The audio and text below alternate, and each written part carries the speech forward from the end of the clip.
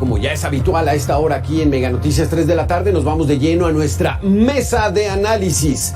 Le doy la bienvenida a la doctora Sonia López Álvarez, directora ejecutiva de la Sociedad Mexicana de Salud Pública. Doctora, ¿cómo estás? Gusto en saludarte.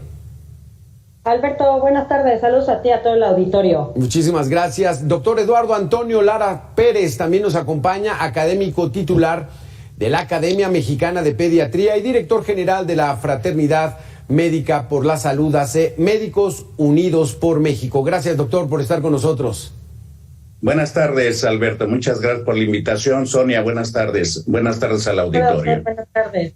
Cerca de cumplir ya 4 años de la actual administración, pues ya sobra un poco decir, es que nos lo dejaron así, es que es el pasado. Ya en 4 años, pues ya debieron haber hecho algo. Lo que sí hicieron es la austeridad, pero parece que es una austeridad mal entendida, mal aplicada, doctora, y sobre todo en el sector salud. ¿Qué nos puedes decir de esta austeridad que se ha aplicado en esta administración? Pues la idea de la austeridad no era mala, no se entendía mala, era como vamos a recortar o vamos a mejorar ciertas posiciones y ciertos lugares donde estamos viendo, por ejemplo, fuga de dinero, o se hablaba de corrupción, se hablaba como de que había como una sola empresa que acaparaba como ciertas cosas. Ok. El problema es que eso no ocurrió, y el problema es quién está pagando estas consecuencias, pues son los pacientes, ¿no? Estábamos viendo, y no es la primera vez que hablamos de este tema, estamos viendo una gran cantidad de desabasto de medicamentos en todos los niveles, desde el primer nivel hasta el tercer nivel, o sea, todo tipo de medicamentos y para todas las patologías, ¿no? Entonces, si bien la idea de la austeridad era también un poco terminar con estos cotos como de poder pues solo una empresa vende medicamentos, solo una empresa hace la lavandería, no sé, son ejemplos que estoy diciendo al azar, pues también estamos viendo una gran afectación, por ejemplo, en el tema de los medicamentos. No hay medicamentos, no lo digo yo, no lo dices tú, lo dice la gente que va todos los días a pedir sus medicamentos, ¿no? Entonces,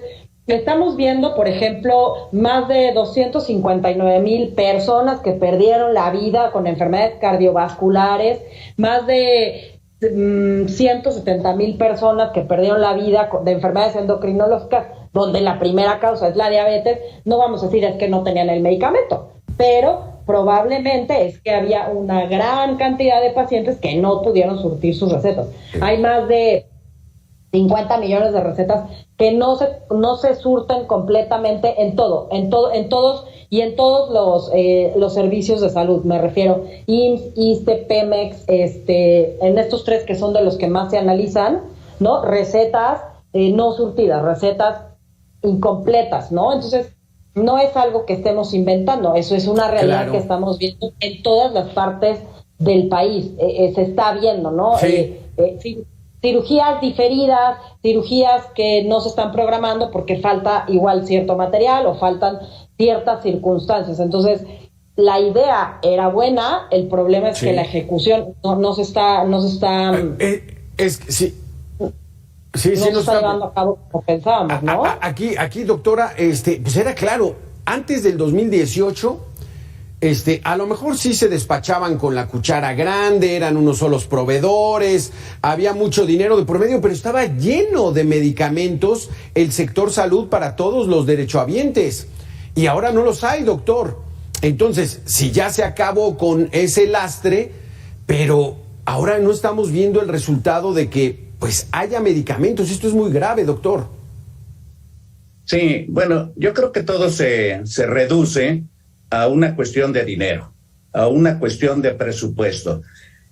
No se puede ahorrar en algo que es prioritario o necesario, es una cuestión de administración. No por ahorrar yo en mi casa me voy a quedar sin corriente eléctrica, no por ahorrar en mi casa me voy a quedar sin gas. Debe de haber una administración de lo prioritario. Pero todavía peor, se ha reducido el presupuesto en tiempos pandémicos. Por ejemplo, el mejor momento del Producto Interno Bruto, del presupuesto tomado del Producto Interno Bruto, fue en 2015, en el que hubo 6.5 del Producto Interno Bruto destinado a la salud. Apenas está llegando en este momento a esos niveles, y estoy hablando de tiempos pandémicos en los que no hubo trabajo, en las que solamente se aumentó el 0.9% del Producto Interno Bruto durante la pandemia, y así pues no es posible comprar vacunas, no es posible comprar medicamentos, y entonces se gasta más en unas cosas y faltan otras cosas que suelen ser prioritarias. En el caso específicamente de los medicamentos, pues hubo una guerra a los laboratorios, después un desfase y rompimiento de toda la cobertura de logística, por ejemplo, de vacunas, no solo de medicamentos, sino de vacunas, las vacunas normales.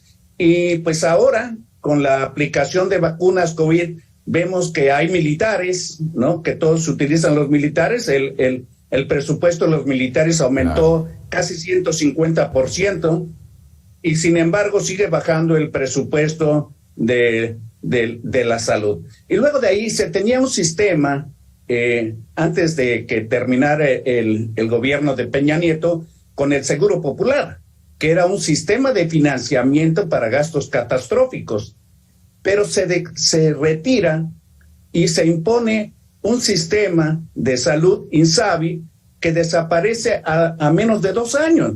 Bueno, no solamente hay una mala administración, una mala programación, sino además se gasta mucho con hacer cosas sin saber hacerlas.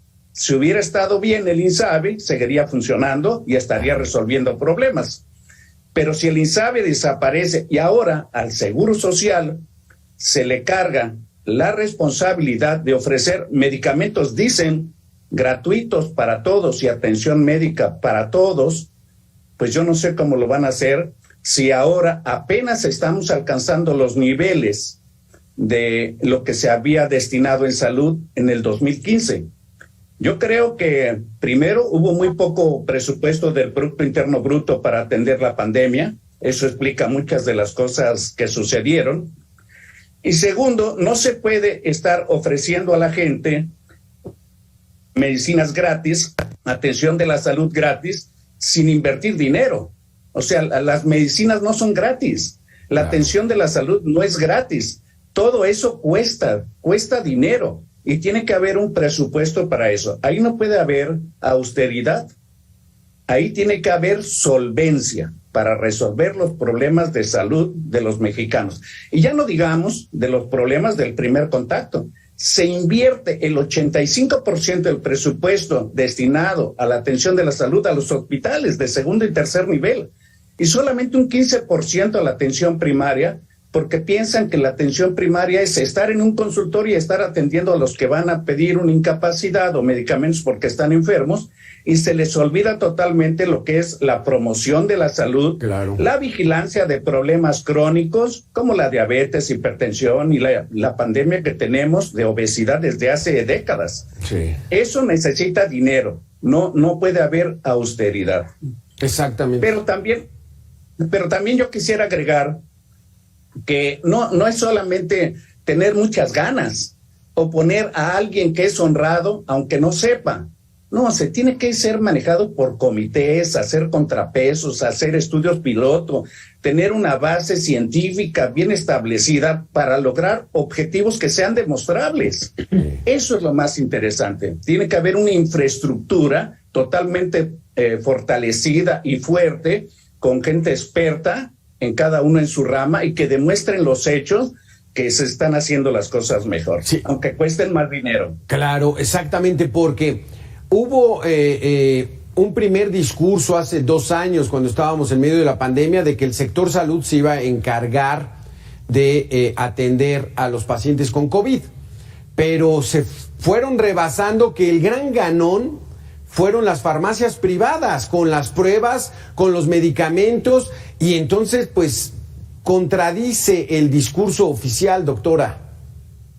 Pues el problema es que, pues ustedes recordarán, ¿no? Los servicios de salud se vieron sobrepasados y como decía el doctor Eduardo, pues el problema es que el primer nivel de atención ha estado pues durante años pues como relegado, y no relegado, sino que la pirámide de inversión está invertida, donde se tiene que invertir más es en el primer nivel de atención, y está al revés, ¿no? Invertimos más en el tercero y en el segundo nivel que en el primer nivel, ¿no? Que es donde, pues ahí debería estar el filtro. Entonces, un poco los consultorios adyacentes a farmacia, que ya van en, no sé qué, les puedo decir, 16,000, 17,000, 18,000, no sé ya en cuánto va el conteo, ¿no?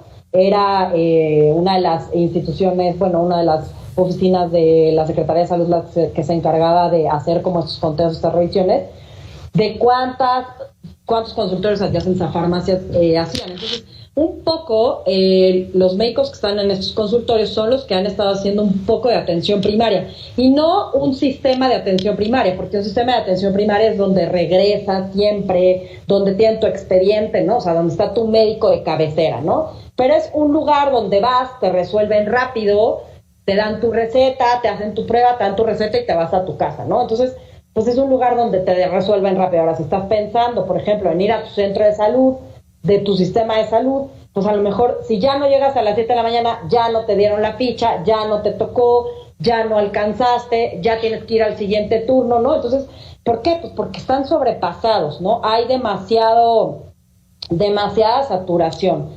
Ese es un gran problema. Y luego la gente también, muchas veces nosotros mismos desconocemos a dónde tenemos que acudir a solicitar nuestros servicios de salud, ¿no? Un poco es eso. Y luego un poco abordando lo que decía el doctor, pues hemos visto como, yo creo que tenemos y hemos visto muchos problemas de gestión de logística, ¿no? Necesitamos realmente aplicar y aprovechar y tener gente que esté aplicando y haciendo las políticas de salud y que estén siguiendo los planes de salud que se tienen y que estén aplicando los planes de desarrollo de salud. Vamos a ver cómo nos va a ir con este nuevo cambio hacia IMSS Bienestar, que no es, o sea, que el IMSS Bienestar, pues se supone que es el que da los servicios en los lugares donde no hay nada más, ¿no? O sea, sí, donde no hay IMSS ordinario, donde no hay sistema de salud, o sea, donde no hay ISSSTE, donde no hay Pemex, donde no hay incluso Secretaría de Salud, pues es donde iba IMSS Bienestar, ¿no? Incluso tienen centros de salud o iban con algunas, o con caravanas, ¿no? O sea, con vehículos itinerantes, ¿no? Entonces, eso es lo que tenemos que esperar, ver cómo va a ser este plan, ¿no? Eso es un poco lo que nos tiene preocupados, saber sí, cómo va a ser esta transición hacia IMSS Bienestar en los estados donde ya se empezó a hacer, en Nayarit, en Tlaxcala, ver cómo va a ser esta transición, ver cómo es que van a como absorber esta parte de los servicios, ¿no? Sí. Cómo es que van a funcionar, porque pues el problema va a seguir ahí, el tema del abasto, el tema de la atención, el tema de que los servicios tienen que crecer, ¿no? Porque pues la población no disminuye, la población aumenta, cada año nacen aproximadamente 2 millones de niños, ¿no? Entonces, pues la atención tiene que aumentar y como decía el doctor, pues lo que vemos es que no aumenta el presupuesto, ¿no? O sea, sí, el presupuesto no lo vemos que aumenta. Entonces también hay un llamado, ¿no? a nuestros legisladores para que nos apoyen en un aumento a pues lo que toca en salud para que pues los mexicanos realmente reciban el tratamiento y los tratamientos que merecemos, ¿no? Exactamente. Porque parte de la escasez, doctor Eduardo, fue de que dijeron, vamos a manejar los recursos de manera transparente, de manera muy responsable. Vamos a recurrir de la Oficina de las Naciones Unidas de Servicios para Proyectos, la famosa UNOPS. Y empezaron que las claves, y esto fue un desastre, doctor. ¿Parece que ya va agarrando forma? Bueno, primero debo de decir que se necesita poner expertos a manejar cosas. O sea, no se le puede dar a un novato o a alguien que no sabe de logística. No hay peor gasto que el que no sirve para nada. Es como el que está gastando de a poquitos y finalmente gasta más al mediano plazo. Yo creo que aquí el problema es que no comprendemos todavía lo que es la salud pública. Nosotros tenemos una Secretaría de la Salud que se encarga solamente de la enfermedad, no de la salud. Y si eso fuera así, debemos de aprender a trabajar en equipos con lo que es la salud pública. Y la salud pública es tener agua potable, es tener seguridad en las poblaciones. Y además, México se ha equivocado, siento yo, sobre todo en este gobierno, tomando las decisiones a nivel central, en lugar de esparcir que cada región, cada comunidad tome sus decisiones de acuerdo a sus condiciones. Entonces cuesta mucho trabajo, porque no es el mismo México de la Ciudad de México que de un pueblo de Guadalajara, o de Chiapas, o de Oaxaca, o de Yucatán.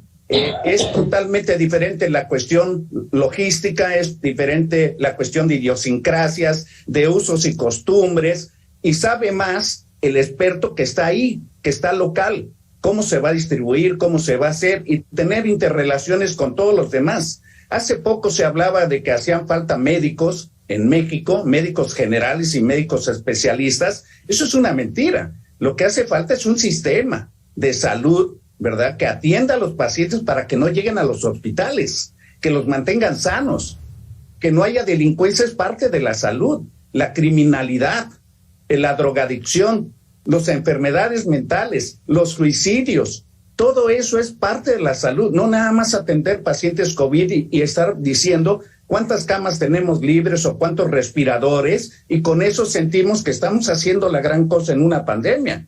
Y todos los demás que mueren, y todos los demás que demandan atención de la salud. ¿Y qué va a pasar con nuestra población infantil que no reciba vacunas en dos años, o que están incompletos sus esquemas, que no han podido ir a una escuela, que no saben lo que es convivir con la gente, qué es lo que deben de aprender, cómo se deben de modificar las cosas? Creo que hay mucha tarea por delante, sí. Y ya tiene que llegar un momento en dejar en paz el IMSS Bienestar. No es otra cosa que el IMSS Coplamar, que existía anteriormente, nada más que no tenían que cargar con la gente que tenía el seguro popular, sí, sino solamente utilizar las instalaciones que pagaba el seguro en dinero de la atención de ese paciente en padecimientos catastróficos.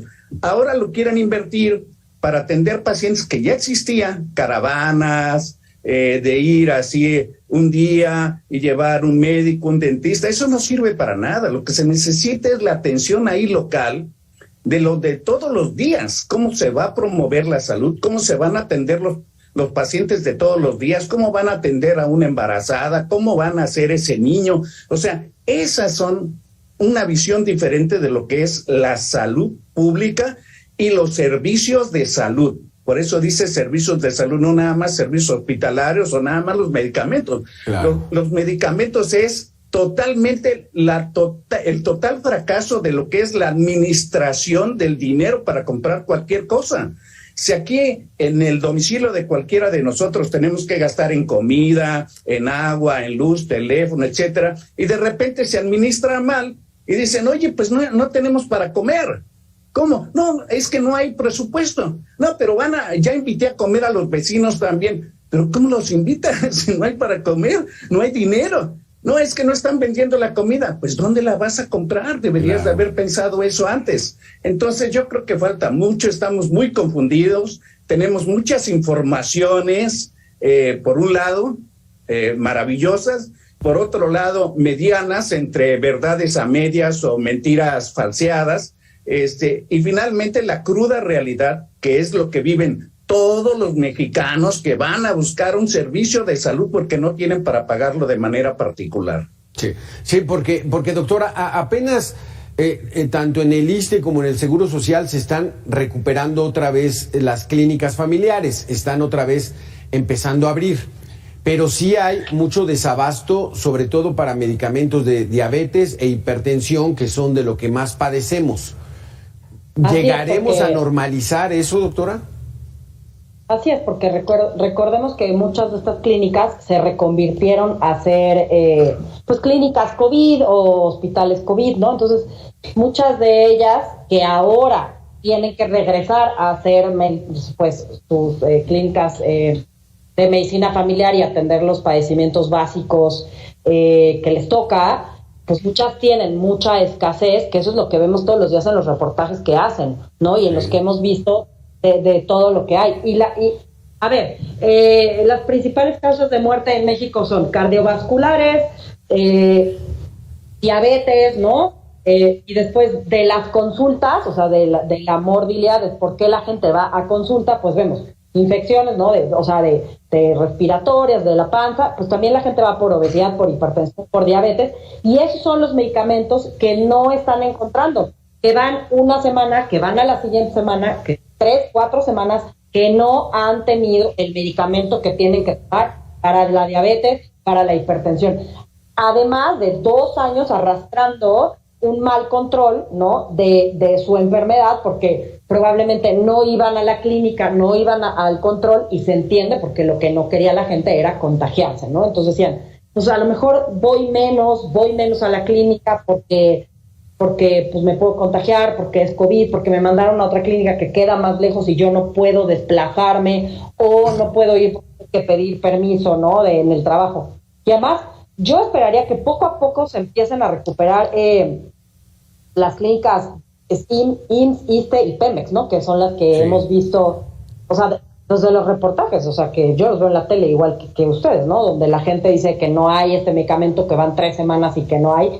Y estamos hablando de medicamentos, y habrá gente que pueda ir a la farmacia, cualquier farmacia, y compren su antihipertensivo o compren su medicamento para la diabetes, pero habrá muchísimas personas, y yo digo, la mayoría, que no tengan los 100 o 200 o 300 pesos para ir a comprar el medicamento, y no tienen por qué, porque tienen un sistema de seguridad social que han estado pagando, ¿no? Y que tienen un trabajo que les permite eso, ¿no? Entonces, ahí está ese gasto de bolsillo que también vemos en todos los estudios, de cuánto gasta el mexicano en promedio de bolsillo, y es eso, ¿no? Son estas recetas no surtidas, son estos medicamentos que tienes que hacer, o que, por ejemplo, no van, o van a la clínica y no los atendieron, entonces tienen que terminar yendo, a lo mejor, como hablábamos antes, a una clínica privada, o a la consulta de la farmacia, que a lo mejor es más barata, o es un precio representativo. Qué terrible situación, qué terrible situación. Se nos acabó el tiempo. Muy interesantes sus conceptos, doctora Sonia López Álvarez,